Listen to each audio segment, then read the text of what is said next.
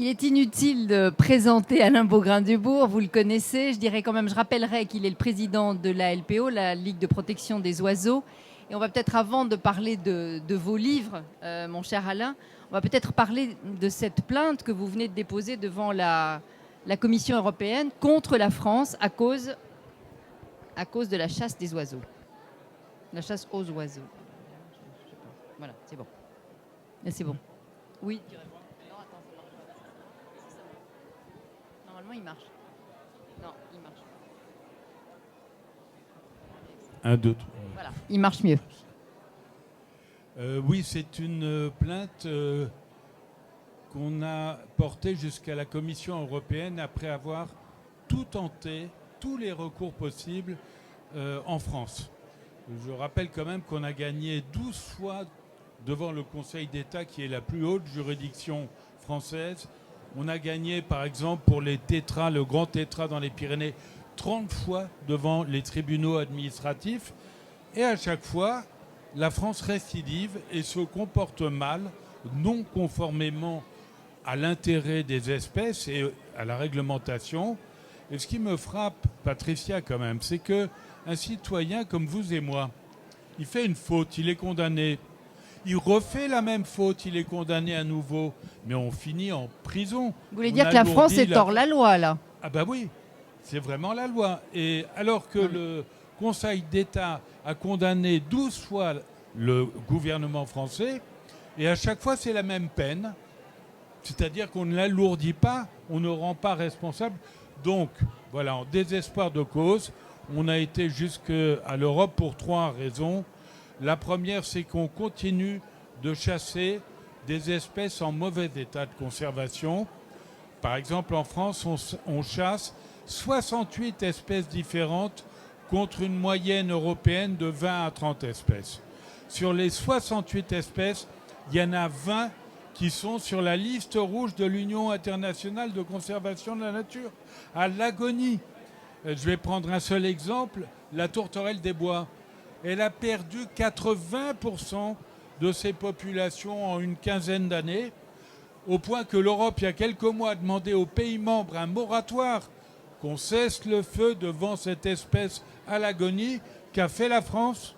Elle a refusé. Elle continue de vouloir tuer encore des dizaines de milliers de tourterelles des bois. Et donc, vous avez 20 espèces qui sont sur la liste rouge et qui sont chassables. Quand j'ai rencontré Emmanuel Macron pendant la campagne présidentielle, il s'était engagé à ce qu'on retire, ce qui est quand même élémentaire, ces espèces de la liste chassable. Elles sont toujours en place. Alors il y a ça, il y a le fait que, cadeau de Macron aux chasseurs, il veut prolonger la chasse aux oies au-delà de la fermeture au 31 janvier. Alors pourquoi on ferme? Tout simplement parce que c'est la période de reproduction qui est engagée. Et de la même manière que le paysan ne coupe pas son blé en herbe, on ne tue pas des oiseaux qui sont en train de donner la vie. Et puis la troisième raison sont certaines chasses traditionnelles odieuses, chasse à la glu, féodales, et notamment la glu, qui consiste à capturer des oiseaux qui viennent se poser sur des petites baguettes sur lesquelles on a mis de la colle. Et évidemment, n'importe quelle espèce va se poser dessus.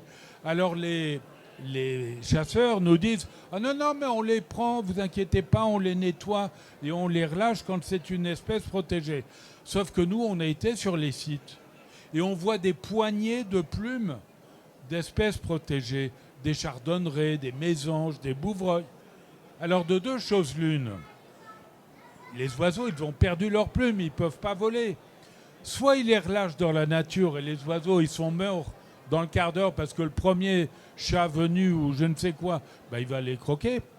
Soit ils les gardent pour attendre la prochaine mue avant de les relâcher, et c'est interdit puisqu'on n'a pas le droit d'avoir des espèces protégées en captivité. Ça veut dire qu'on n'est pas conforme. Malte a été retoqué par l'Europe qui a interdit à Malte la glu. L'Italie, on a interdit la glu. L'Espagne, on a interdit la glu. Et la France continue. Mais la directive oiseaux, elle est très ancienne en fait. Oui, elle a 40 ans. Elle a 40 ans au mois d'avril, là en ce moment. Et elle a été admirable. Elle a été suivie par une directive qui s'appelle la directive Habitat, où l'idée était, au-delà de protéger l'oiseau, de protéger le biotope, le milieu dans lequel il vit, ce qui paraît rationnel. Et ce qu'il y a eu de bien, c'est que ça a protégé l'ensemble de la biodiversité. Parce que l'oiseau est en fait ce qu'on appelle un peu un parapluie. Quand on le protège, on protège le milieu. Et donc toutes les espèces, les petits mammifères, les reptiles, les batraciens, tous en profitent. Et du reste, c'est un indicateur, l'oiseau. Quand il s'épanouit, c'est que l'ensemble du vivant est présent dans la chaîne alimentaire. Quand il s'estompe, c'est qu'il y a la disparition de la biodiversité. Et on voit que c'est dans les secteurs agricoles, d'intensifs, avec le cortège de produits chimiques, que c'est là où il y a le moins d'oiseaux. On a perdu pas loin de 30% des populations. Quand les chasseurs parlent de gestion adaptative des espèces, c'est de la rigolade. Ça, on nous a sorti ça du chapeau. Et l'idée, c'est de se dire une espèce se porte bien, donc on va pouvoir taper dedans. Ben moi, je dis non. Moi, je refuse que, au prétexte que le pinson aille bien ou le rouge-gorge se porte bien, on en fasse des brochettes. Il y a un moment, on a le droit de vivre avec une biodiversité épanouie autour de nous. En plus, on voit bien que les espèces sont extrêmement fragiles. Mais là, il y a une indécence, et je le dis très clairement. Je connais bien François de Rugy depuis... Justement, j'allais vous demander quels sont vos rapports avec lui. On se tutoie, on s'aime bien, etc. En même temps, c'est scandaleux l'attitude de la France qui roucoule au bénéfice des chasseurs. On leur donne, par exemple, le permis de chasse passe de 400 € à 200 €. Ça fait un différentiel de 20 millions d'euros. Vous savez qui les paye, les 20 millions d'euros? Ben, c'est vous et moi, au passage. Hein. C'est nous qui payons ça, pour faire plaisir aux chasseurs. Il y a un moment, il faut se calmer. On va réhabiliter les chasses présidentielles, interdites à l'époque de Chirac. Et là, ça y est, on a décidé qu'on allait recommencer les chasses présidentielles. Pour la petite histoire, ça va se passer à Chambord, à l'occasion des 500 ans de la mort de Léonard de Vinci avec nos amis italiens. Bon, sauf qu'en ce moment, on n'est pas au mieux avec les Italiens, donc je ne sais pas s'il va y avoir cette fameuse chasse présidentielle. Mais le pauvre Léonard, il va se retourner dans sa tombe. C'était un mec qui était végétarien, qui a écrit parmi les plus belles pages en faveur du respect de l'animal. On lui prête une formule du reste, ce qui correspond aujourd'hui à un crime à l'égard de l'homme correspondra demain à un crime à l'égard de l'animal. Il avait vraiment cette sensibilité. Donc faire une chasse présidentielle en souvenir de Léonard de Vinci, je trouve ça d'un grand mauvais goût, mais c'est encore autre chose. Dans leur misère, je dirais que les oiseaux ont de la chance, celle de vous avoir pour défenseur, en tant que président de la LPO. Vous avez dans votre dernier livre, car vous en avez écrit beaucoup, imaginé donc des lettres, ce sont les animaux qui s'adressent aux hommes. Oui. D'abord, l'idée vous est venue comment? Sans que ce soit, sans tomber dans l'anthropomorphisme, etc. Voilà, c'était la difficulté. Eh bien, en fait, il y a une maison d'édition qui s'appelle Les Échappés. Pour ne rien cacher, c'est Charlie Hebdo. Malheureusement, ils ne peuvent pas venir dans des salons comme celui-là à cause des problèmes de sécurité, tout connement. Bon. Et ils ont une collection qui s'appelle Lettres ouvertes. Ah bon. Ils m'ont dit, Alain, ça serait bien que tu nous fasses Lettres ouvertes à ceux qui exploitent les animaux. Et je dois dire que j'ai tellement écrit, tellement dit que je le sentais pas bien. Et en parlant, on s'est dit, mais au fond, si on donnait la parole aux animaux, et c'est le cochon qui s'adresse à l'éleveur, c'est l'ortolan qui s'adresse au braconnier, c'est le taureau qui s'adresse au taureau, etc. Mais c'est pas si absurde que ça, parce qu'au fond, on est assez proches, les animaux et nous. Et vous citez d'ailleurs dans votre livre Montaigne, qui dit qu'on leur doit bienveillance et douceur à ces animaux. Sûr. Montaigne, donc c'était pas hier. Bien sûr, et puis plus on avance dans l'éthologie, l'étude du comportement animal, plus on comble le fossé qu'on a entretenu entre l'homme et l'animal. considérant que l'animal n'était pas capable de se servir de l'outil. On voit bien avec les chimpanzés, bien d'autres choses, la loutre de mer, etc. Enfin, combien d'espèces se servent de l'outil bien avant l'homme, du reste. On voit aussi, on disait que les animaux ne se reproduisent s'accoupler que pour pérenniser l'espèce. On voit que beaucoup d'espèces font l'amour par plaisir. Enfin, plus on avance... Les animaux ont des émotions ? Incontestablement. Alors justement, vous avez raison, Patricia, méfions-nous de l'anthropomorphisme. Et je trouve que la nature est si belle en soi. Les singularités de chaque espèce sont tellement extraordinaires et nous étonnent chaque jour davantage que l'on découvre les espèces, que ce n'est pas la peine d'en rajouter, de prêter des sentiments humains aux animaux, mais incontestablement, les animaux sont capables de tricher, de mentir, de solidarité, de bien d'autres choses. C'est extrêmement émouvant et on voit globalement que la grande différence, c'est qu'ils ne font pas la guerre pour conquérir des territoires comme le fait l'homme. Ils vont conquérir un territoire pour survivre, et notamment le prédateur à l'égard de la proie, etc. Mais jamais pour occuper davantage d'espace et coloniser. Ça n'existe pas dans le monde animal. Voilà. La question... Sauf certaines espèces parasites, enfin bon. La question, c'est même pas de se demander pourquoi on est si cruel avec eux, puisqu'après tout, l'homme est cruel avec l'homme, pourquoi ne le serait-il pas avec l'animal ? La question, c'est de se dire que comme il ne peut pas forcément se défendre tout seul, il faut prendre sa défense. Vous le faites, par exemple, le cochon à l'éleveur, vous en parliez à l'instant. Oui. Est-ce que vous pouvez nous dire un petit peu comment ça se passe, comment se passe l'élevage des cochons en batterie et comment se passe l'abattage des cochons ? Alors ça commence très mal pour le cochon qui vient de naître, parce que les truies qui autrefois faisaient une quinzaine de porcelets, aujourd'hui fabriqués, mécanisés, reformatés. C'est de la machine à viande, en fait. C'est de la machine à viande, oui. Arrive à faire jusqu'à 30 porcelets.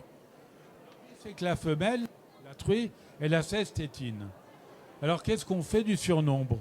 Eh bien, on ne garde que les animaux dont on pense qu'ils vont être les plus performants. Et pour les autres, on réserve, je vous assure que je n'invente pas le terme, c'est l'INRA qui le dit, la cloison thérapie. C'est-à-dire que pour tuer les porcelets qu'on ne va pas garder, on les prend et on les jette contre le mur. C'est la recommandation de l'INRA. Voilà, je suis désolé de le dire. Voilà pour certains d'entre eux. Les survivants, c'est pas mieux parce que le cochon, quand il atteint sa maturité sexuelle pour le mâle, il dégage des odeurs qui sont déplaisantes pour les saucissons et autres usages alimentaires. Alors, qu'est-ce qu'on fait ? On va les castrer. Sauf qu'on les castre sans anesthésie. Après, on va leur meuler les dents. Pour ceux qui vont chez le dentiste, j'imagine que vous voyez ce que ça donne, sans anesthésie. On leur coupe la queue sans anesthésie. C'est féodal. Il y a beaucoup d'autres pays européens qui ont stoppé ces méthodes parce qu'il y a d'autres méthodes. Alors après, vous avez les poussins, par exemple. Quand on veut des poules pondeuses, on ne garde pas les mâles. Qu'est-ce qu'on fait des poussins mâles ? On les met dans des broyeuses. Non, mais... Alors que dans d'autres pays, on est capable d'identifier, on fait ce qu'on appelle du sexage sur l'œuf. On voit avant la naissance si c'est un mâle ou une femelle et on va pouvoir garder que ceux qui nous intéressent. C'est pas mieux pour le lapin ? Alors le lapin, il vit dans des conditions, 40% des lapins meurent avant d'être abattus. Ils sont abattus à l'âge de 2 mois.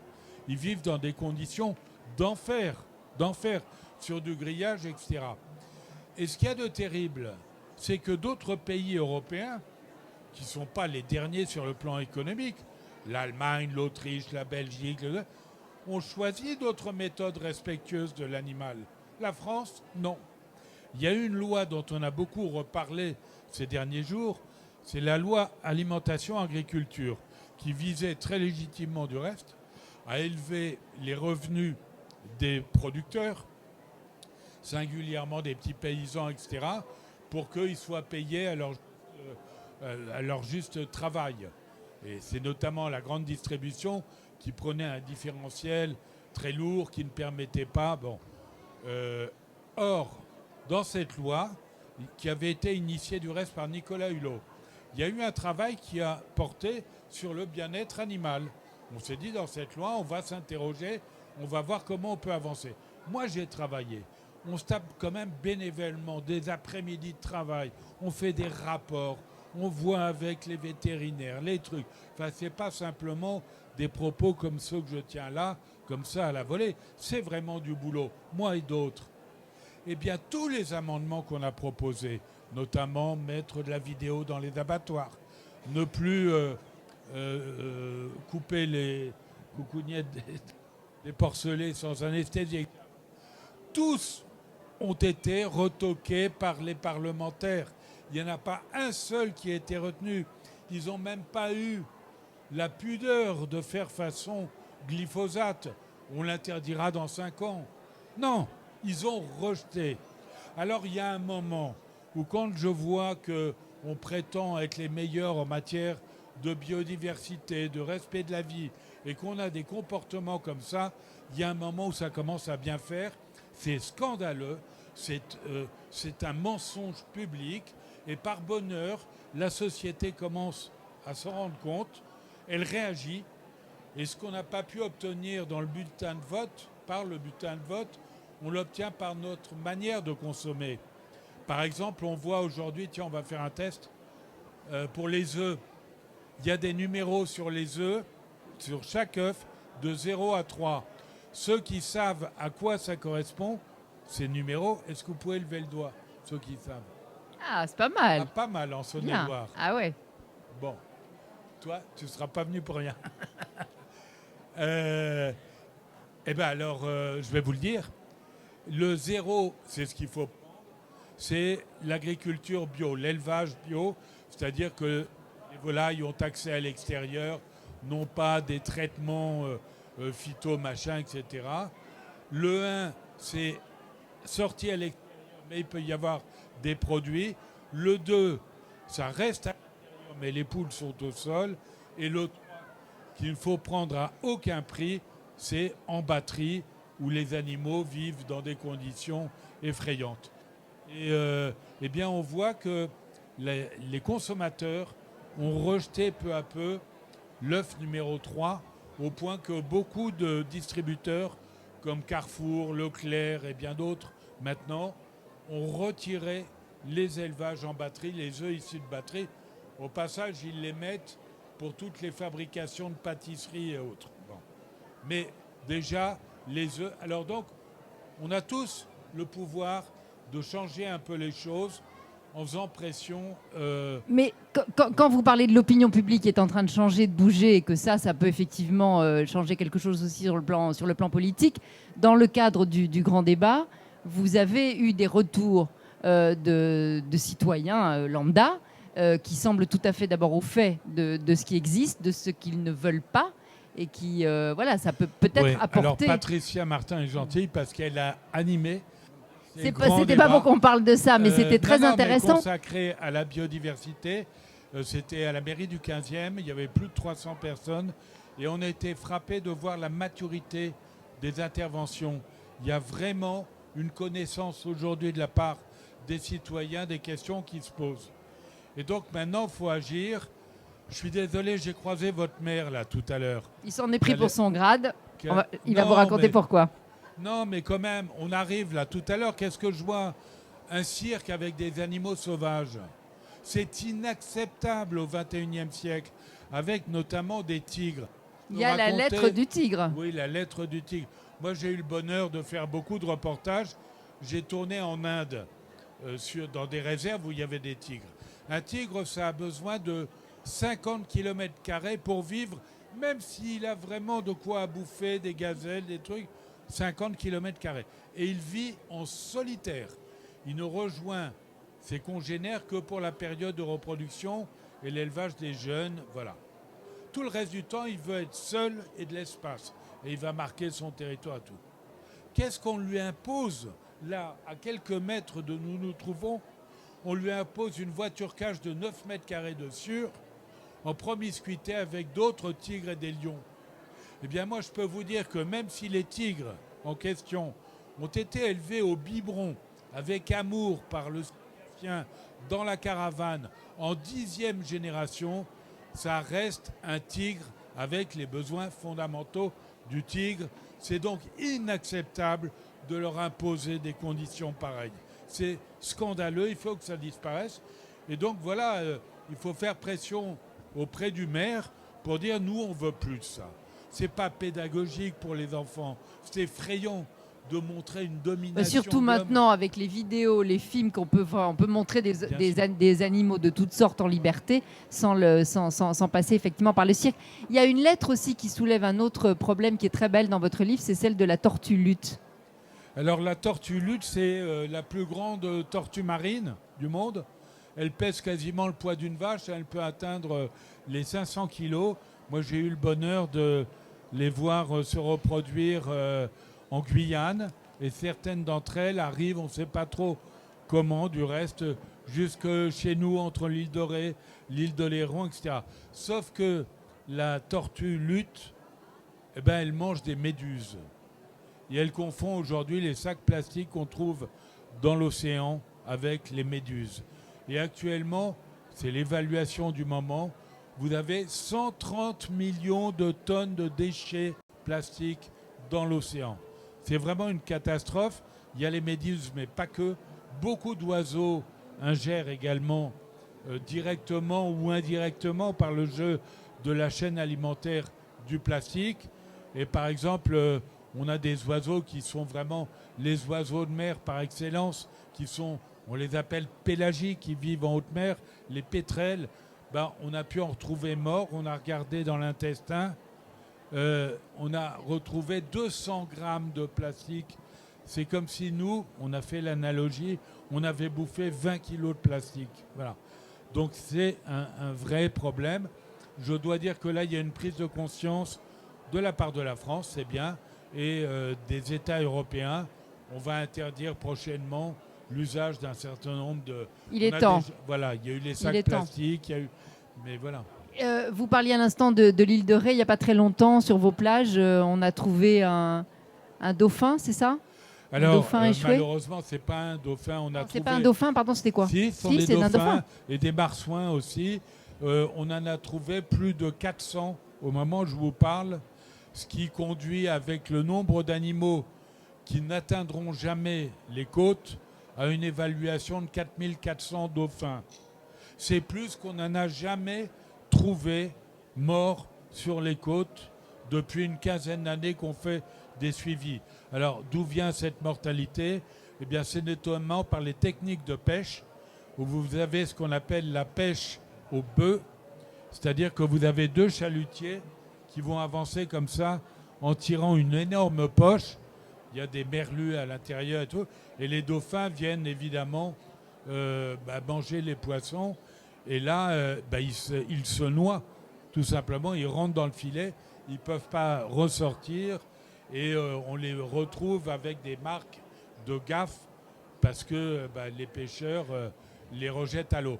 Donc il y a un vrai problème. On ne peut pas continuer ce type de pêche, sauf à imaginer actuellement la projection qu'on fait, c'est la disparition des quelques 200 000 dauphins de l'arc atlantique dans les années à venir, si on continue de cette manière. On a calculé que si on arrêtait demain matin ce type de pêche, cet impact, la mortalité, il faudrait 30 ans pour retrouver un arrêt du déclin des populations. L'arrêt du déclin des populations. Je pense que tout le monde l'aura compris à vous écouter depuis tout à l'heure. J'ai bien plombé l'ambiance. Non, mais vous n'avez pas perdu un poil de votre capacité d'indignation. On ne peut pas rester indifférent quand on est... Là, hier, j'avais une bonne nouvelle. Il y a un type qui s'appelle Yann Yerling, qui est un type très gentil. Il a été à Europe Écologie à une époque.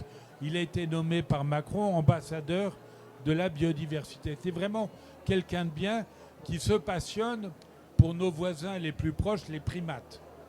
Et je le croise dans la rue et il me dit, écoute Alain, il avait mauvaise mine, je rentre de Malaisie, j'ai pas dormi mais c'est génial. Il se préoccupait du sort des orang-outans. Et vous savez que moi j'ai été les voir là-bas, j'ai ramené un orang-outan jeune qui avait été trouvé à Roissy. Il avait été trafiqué, je l'ai ramené en Malaisie chez les siens. Bon, c'était une histoire formidable. Et il essayait de voir avec les producteurs d'huile de palme comment arrêter la désertification, puisqu'il reste quelques massifs ici ou là où on trouve encore quelques orang-outans. Et il venait d'obtenir quelque chose de formidable, c'est que les producteurs, sur pression de l'opinion publique, d'huile de palme, vont constituer des corridors, c'est-à-dire ils vont replanter entre ces différents massifs pour que les animaux aient des échanges génétiques et des surfaces augmentées, etc. Donc il était vachement content et on se dit quel bonheur, ça y est, ça c'est une bonne nouvelle. Et au même moment, 5 minutes après, il y a un mec qui m'appelle, il me dit t'as vu, il y a Christo. Christo, c'est un artiste qui enveloppe les ponts, les trucs, les machins. Il avait déjà enveloppé le Pont Neuf à Paris, voilà, notamment. Alors il y a Christo, il va envelopper l'Arc de Triomphe en 2020. Ah bon, ben pourquoi tu m'appelles pour me dire ça? Ça se passe au mois d'avril. Et là, c'est plein pot la période où il y a un couple de faucons cresserelles. Vous savez, c'est celui qui fait le Saint-Esprit, là. Il nidifie en face de l'avenue Mozart, de l'avenue Foch, sur l'Arc de Triomphe, dans le bas-relief sur Alexandrie. Il est en bas, voilà. Ça fait plus de 10 ans qu'ils sont là et qu'ils ont des petits... Sauf que s'ils enveloppent le truc, on va pas pouvoir... Bon, alors moi, j'ai appelé immédiatement la mairie. Je leur ai dit, attendez, il faut reculer ça au mois de juin, par là. Le temps qu'ils finissent, c'est petit, il faut qu'on cresserelle. Ah non, mais Alain, c'est pas nous, c'est l'État. Moi, j'ai regardé sur Internet. L'Arc de Triomphe, il appartient à la ville de Paris. Alors bon, on s'est retourné vers le ministère de la Culture et c'est reparti pour un tour. Voilà, vous me disiez capacité d'indignation. Putain, mais il n'y a pas un moment où il n'y a pas un truc, si, sauf le salon du livre d'Autan, où là, ça se passe bien, c'est ça. Et il y a un de vos livres qui est le plus autobiographie probablement, c'est « Il faut continuer de marcher ». C'est un joli titre et ça vous ressemble bien. C'est un titre que je dois à Théodore Monod, qui était un homme que j'admirais, adorable, qui m'a accompagné dans le Médoc pour lutter contre les braconniers de Tourelle des Bois, justement. Et le Théodore, il était à l'agonie, j'ai été le voir vraiment quelques heures avant. Peut-être rappeler, tout le monde ne le connaît pas forcément, il faut peut-être dire qui c'était. Oui, voilà. C'est un scientifique qui a notamment énormément paléontologue, qui a travaillé également sur le milieu marin. C'était un humaniste en vérité. Qui cherchait une météorite, voilà, dans le désert. Il cherchait une météorite dans le désert et il a marché tout seul ou avec des convois, des méharis, et il a raconté ça de façon remarquable. Bon, c'était vraiment un humaniste délicieux, gentil, pas donneur de leçons, mais toujours déterminé, etc. Bon. Et quand j'ai été le voir, il était fragile. Je me souviens, il avait les lèvres complètement gercées, comme s'il venait de traverser le désert. Et il était si faible qu'il avait du mal à parler. Alors je lui dis, mon Théodore, et je lui racontais toutes nos actions, nos trucs. Et il avait tout juste la force de me presser le bras en signe d'acquiescement. Et c'était extrêmement mouvant. Et à la fin, juste avant que je parte, il s'est penché et puis il m'a dit, Alain, il faut continuer de marcher. Voilà, c'est la seule chose qu'il ait trouvé la force de me dire. Ça m'a bouleversé évidemment, et c'était sa manière de dire ne cessons pas le combat. C'est pour ça que j'ai retenu ce titre pour ce livre. Merci Alain Baugrain-Dubourg.